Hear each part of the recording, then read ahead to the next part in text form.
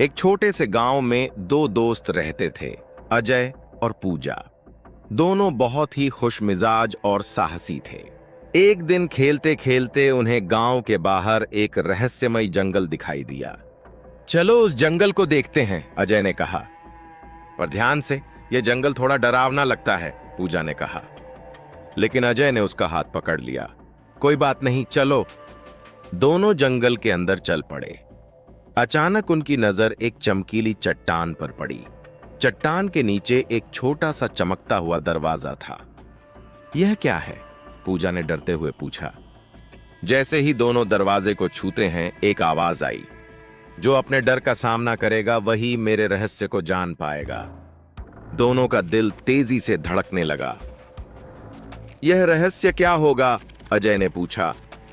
उन्होंने ठान लिया कि डर के बावजूद इस दरवाजे के रहस्य का पता लगाएंगे।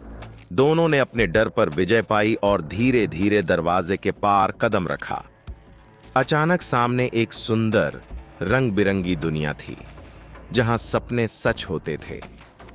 हमने डर को हराया और सपनों की दुनिया तक पहुंच गए, पूजा ने खुशी से कहा।